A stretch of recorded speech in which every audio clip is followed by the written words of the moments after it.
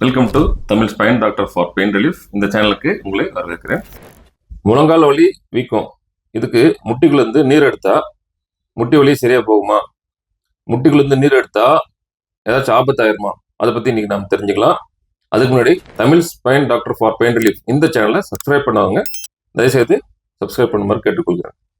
சரிங்க, முழங்கால் மூட்டு வலி, வீக்கம் எதனால் வருதுன்னு பார்த்தோம்னா, ஆர்த்ரைட்டிஸ் வயசாகிறதுனாலையும், தேய்மானத்தினாலையும், இல்லைன்னா ரொமட்டாய்டு ஆர்த்ரைட்டிஸ் இந்த மாதிரி கண்டிஷன்லையும், இல்லைன்னா கவுட்டி ஆர்த்ரைட்டிஸ், யூரிக் ஆசிட் அதிகமாகிறதுனாலையும் பல சந்தர்ப்பத்தினால முழங்கால் மூட்டு வீக்கம் ஏற்படும்.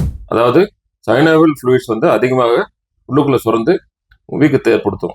அப்போ அந்த வீக்கத்தை குறைக்கிறதுக்காக நிறைய டாக்டர்ஸ் உங்களுக்கு முட்டிக்குள்ள இருந்து நீர் எடுக்கலாம்னு சொல்லிட்டு பரிந்துரைப்பாங்க.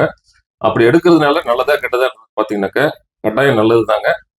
ப்ராப்பராக ஒரு ஆர்த்தோபெடிக் ட்ரெயின் டாக்டர் ஆப்ரேஷன் தட்டில் வச்சு அந்த நீர் எடுத்தாங்கனாக்க உங்களுக்கு எந்த ஆபத்தும் கிடையாது.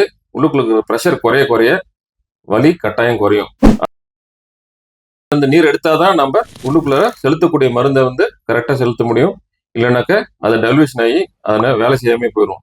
ஆக முட்டிக்குள்ள இருந்து நீர் எடுக்கிறது ஆபத்து கிடையாது.